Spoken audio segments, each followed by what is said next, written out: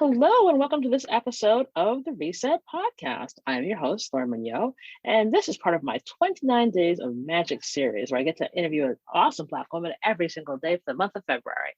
And today's episode, I'm delighted to have Latressa Fulton, who's the founder of Moving Groove Yoga. We're going to have a great conversation. Take a listen. Hey, Latressa, how are you? Hi there. How you doing? Oh, just causing trouble on a daily basis, the usual. Good trouble, good trouble, good trouble. Always good trouble. The best trouble there could possibly be. So, as you know, the podcast, the first question is always the same, and I'm always delighted by the answers. So I'm sure you'll be no different. So, Latressa, what was your first job? My first job was as a salesperson at the Limited, very, very specific at Green Acres Mall, Valley Stream, New York. Oh, It was so really? yes, Oh my goodness, I know yeah, that store. the Limited. So it's so funny because that was like the first time I actually was able to make money for myself and be empowered to make my own financial decisions as far as, buying something at, the store next door or spending all my paycheck at the Limited. That's how responsible I was.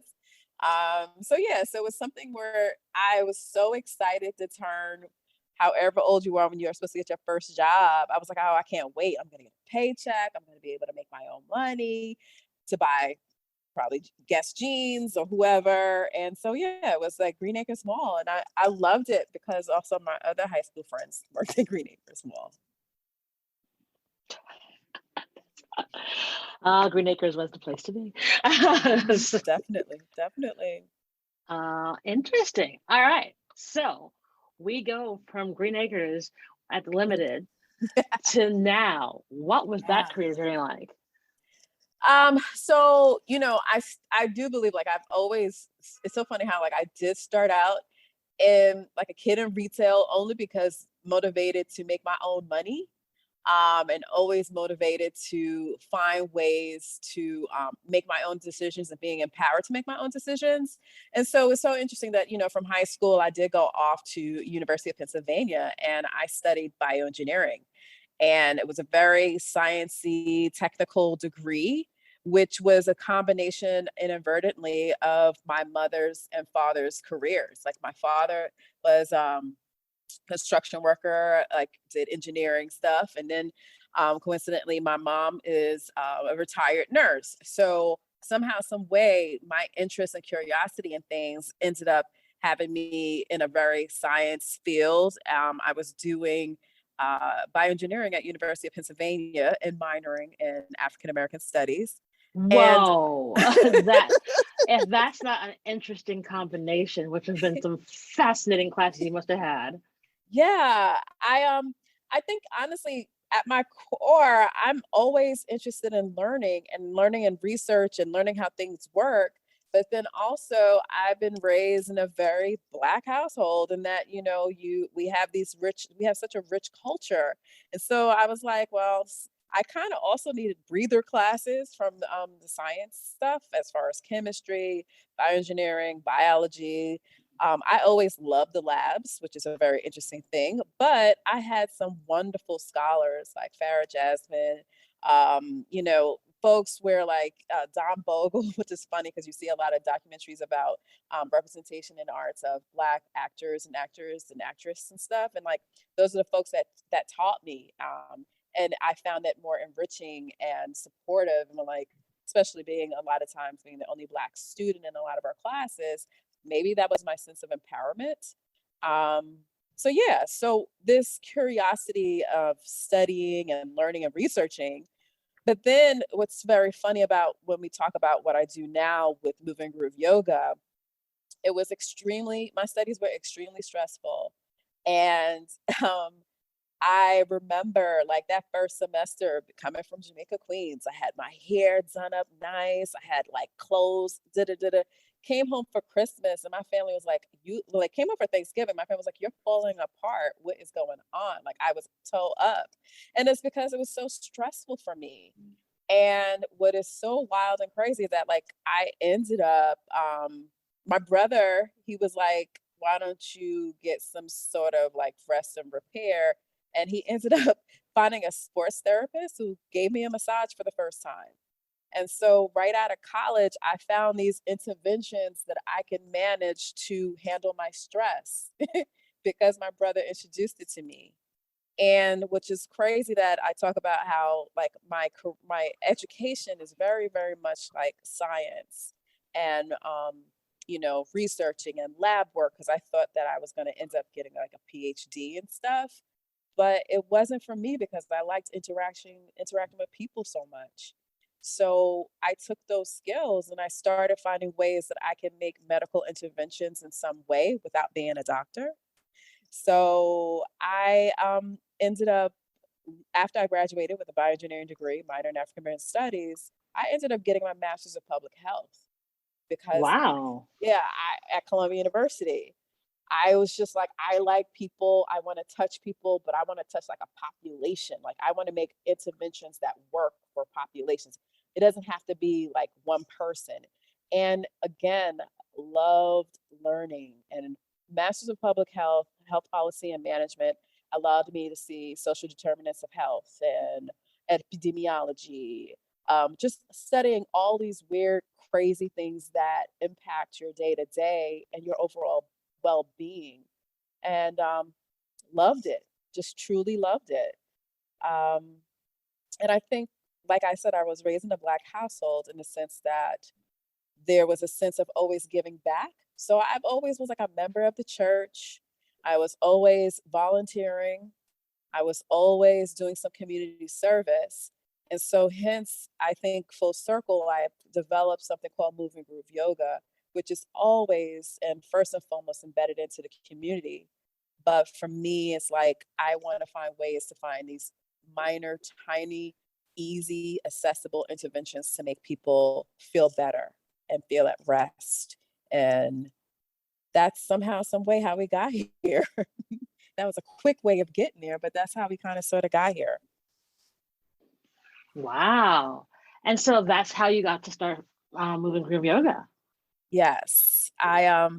So I ended up having quite a bit of, thinking about back on both my brother and my father and their impact on my life. I unfortunately had lost them 1 year in between each other. And I had gone into such a fit of grief. And my mom had handled her grief one way, which was going to the church. But my way of going to grief was like through therapy and yoga and probably finding a community. Like I am always grateful for those friends and families who like just checked in on me and took me out to dinner. And at that time, I think it was just like straight up just spending time with each other and finding ways to help restore each other. So again, my community just always, it came back to my community helping and supporting me. But I always found yoga, meditation, breath work, restorative. I think that for me, it was like it got me out of the painful experience of grief in a way, or of ways to get out of it. And I was like, I felt good after accomplishing some of these poses, like straight up little stupid things like that, maybe, but simple. You just needed something to be like, oh, I could tick that off. I got that over with. So, or I got that done successfully. So I always wanted to find other ways to help people feel good or feel better. I'm quite aware of how hard things are in our lives. And just for me, moving group yoga came about with me going to a local museum, loving the culture of jazz. It's the National Jazz Museum of Harlem, and going there and enjoying the programs and seeing and hearing the stories of some of our elders in the community, talking about music, talking about, singing in clubs and stuff. But then I was like, I actually have this thing about yoga that I really found to be great. And me and my partner in crime, or partner in wellness, Courtney, she and I approached the museum about this idea of integrating vinyasa yoga to live music. And I knew when I was practicing yoga in certain spaces, I just didn't like the music. Like I was like, first of all, there's this whole thing about feeling super uncomfortable. My body doesn't look like yours. I can't bend the way you do, maybe. But then when I had like a lot of yoga instructors who were Black just like me, I felt so much better. Then they found this music that I even could sing home in my shower or practice at home. I said, why don't we do this at the Jazz Museum? We have these musicians here, and I think it'd be really cute, really cool, really amazing if we do live music to Vinyasa Yoga. And we've been doing it for like 4 or 5 years now, and finding so many other ways to help people, dispel that myth. They're like, a lot of folks are like, oh, I can't even touch my toes. I'm like, let's see, we could do this together. Like, so just like, again, I always feel like these are just small iterations to get our blood pressure down. Small iterations to like be together, small iterations to find practices that we can bring home and do so that we're living a softer life, finding ways we can have a gentle place to land. And so it's been a hit working with the museum, because another thing that has happened is there's been these musicians who can't play these nighttime gigs as much, right? But they can come like on a Sunday, or they can come on a Saturday, whenever we're in person, and play for us. And Oh, that's still a awesome. gig. So it's been crazy that, like, this last year during our lockdown and COVID and stuff, I was most concerned of those musicians not being able to engage with technology, not being able to get the gigs that they might do in the daytime, and all those things. And so we found a way of partnering with someone else so that we can do some food baskets and food kits for those musicians as well. So it's just always being thoughtful of who we're serving and finding ways to help them out. So it's been interesting. And yeah, 2020 was the year that we were going to go on tour to different cities. That was our plan in March of 2020. So things changed significantly with COVID, because we had honored this practice so much to be an in-person practice. And I'm relieved to say that the pivot did happen, that we do have a virtual experience now. But I do miss being in the same room, in communion with so many people. And, it's been different, but we for sure still have at our core that we are engaged with our community and finding really great ways that people can resolve some of their hardships, and find ways that they can connect. And it could be a Stevie Wonder song that if that we need to own and breathe to, or we need to do a couple of yoga stretches to, those kinds of things. Just making sure it's something we can all relate to. Awesome. That's just incredible and so necessary, because I think, especially as Black people right now, there's so much that we're under. Like, and we see the news, and it Mm, just, folks are struggling right now. And so to yeah. have something like this is just fantastic. Mm, So you're the woman who creates these spaces for people so that they can, have some rest and, mhm. get back in tune with their body. How do you do this? What do you do for your self-care? Well, my brother started me off in college. I definitely need a massage because all that tension is in the shoulders, tension is in the neck. This pandemic has taught me how to grind my teeth. I never used to do that before. So, I find ways to, if I can safely find a great massage, it does wonders. I also am very big into aromatherapy. I'm so grateful that I live in an apartment and I can run my hot shower as long as I need it to be run and have scents all over. It's putting one of my little tips is like putting a couple of drops of oil in a very, very hot shower and just soothing and relaxing yourself, giving you a steam. I'm big into opening up when I open up in the morning, and my ritual is like to burn a little incense, or even still eat in silence, just taking that time. There's no email that or Instagram, like just sitting and eating in silence, because I sometimes feel like we are engaged too quickly. And I make myself have 8 hours of sleep, because I'm a cranky person if I don't have sleep. So it's better for the rest of the universe if I get enough sleep. Um, and sometimes, like, it's those silly things like calling my aunties who still call me baby, which I need sometimes, We all need it, no matter how old we right? get. I'll be like, some days I'm like, but I'm old. And then I'll be like, yes, auntie. Like I'll take that in a second because it's so good to hear from your loved ones and they still sometimes treat you when you had like the pigtails in your hair, I guess, right? Where they're still like, and make sure you do A, B, C, and D. And you just gotta say yes, right? Even though you pay your own mortgage, yes, right? It always still feels good. So self-care is like definitely aromatherapy, massage when I can, and I'm big in tune to water. So even if it's a walk by the water, it could be something up here in Manhattan or something else, like hopefully on a beach. Water is very soothing and very restorative for me as well. So those are some ways that I find and integrate some wellness in my life. Awesome. And looking back at all the really great work you've done, what do you think you'd tell 21-year-old Latressa? Um, so what's very funny is, 21-year-old Latressa definitely, I think, was a bit loud and only loud because she wasn't confident, you know? When you're like, well, if I'm the loudest person in the room, they won't question me. Just be sure of yourself. It's fine. It's fine. I mean, for sure at 21, I was having a lot of fun. I enjoyed myself. I appreciate that. My parents let me, study abroad when I was in college. And then after that, I stayed in Washington, D.C. And so it's been like really amazing that at least my parents didn't have any fears that held me back. But I do know that there's part of me that was just super, super high energy, probably based on not having as much confidence. So just be confident in yourself would have been my mantra. Be confident, be confident. I love it. And last question for you. Obviously, you give so much. Do you have a give and or an ask of the audience? Um, right now in these times, I think everyone should just give themselves some grace.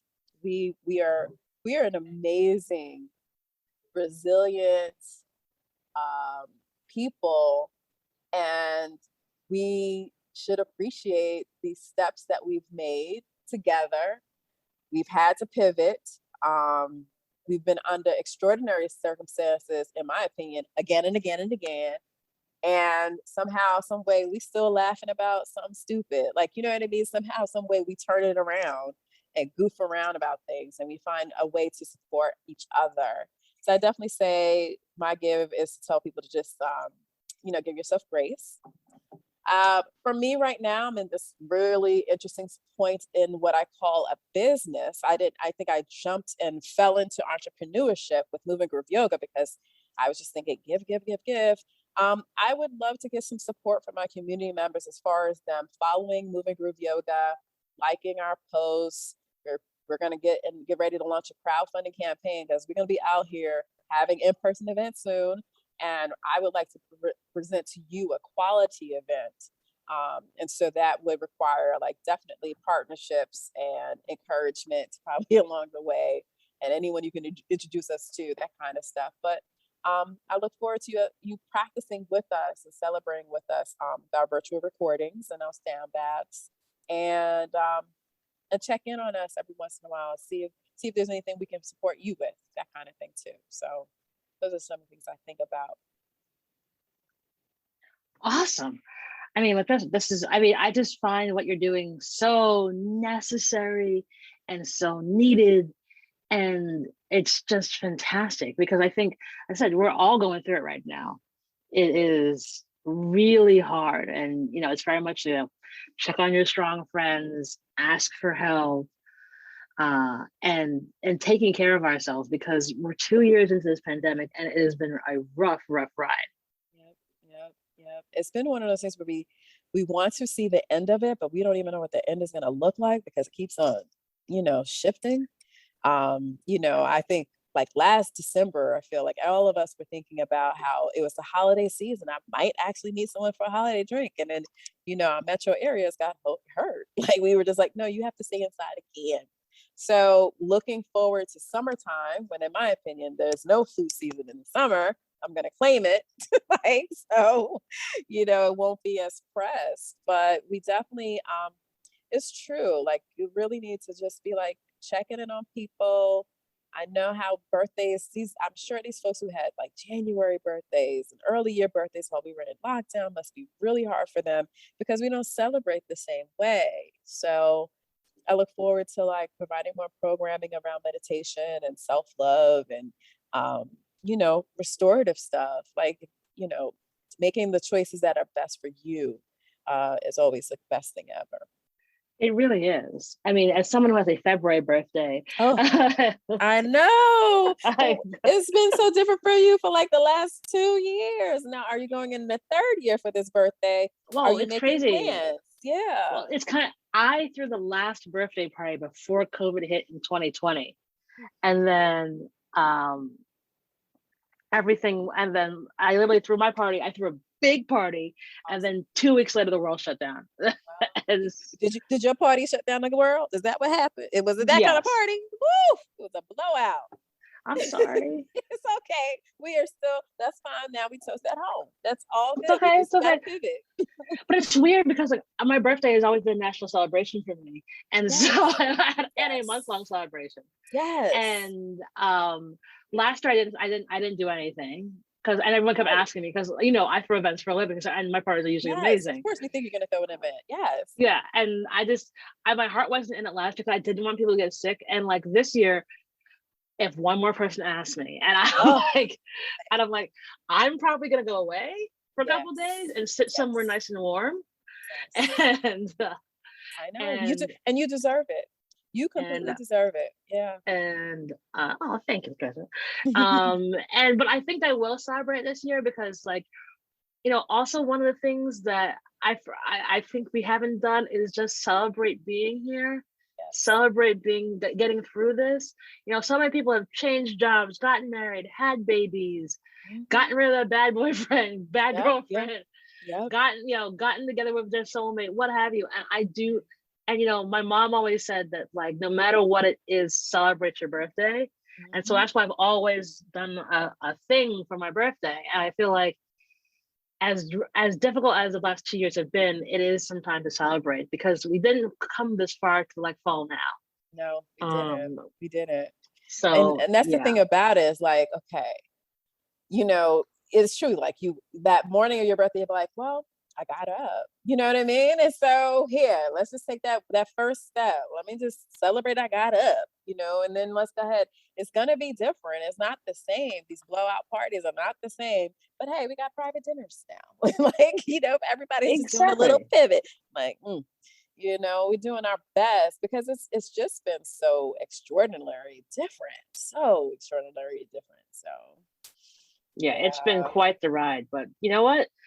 And it's also part of the reason why I'm still doing 29 Days of Magic. Because again, this started before this happened a month before COVID hit in 2020, and it kind of became a hit because people were home and like discovered the Yes. podcast, and they're like, wait, every single day is another episode. I'm like, yeah, and You're the part I amazing. love about this is that it gets me to talk to so many awesome women I know, I've seen in passing, I don't know, and like the nice little kind of boomerang effect of people just kind of coming out of Mhm. the woodwork in different places and sharing their awesome stories and the great work that they do is the whole point of this. And so I am so Yes. glad I got a chance to have you on the podcast.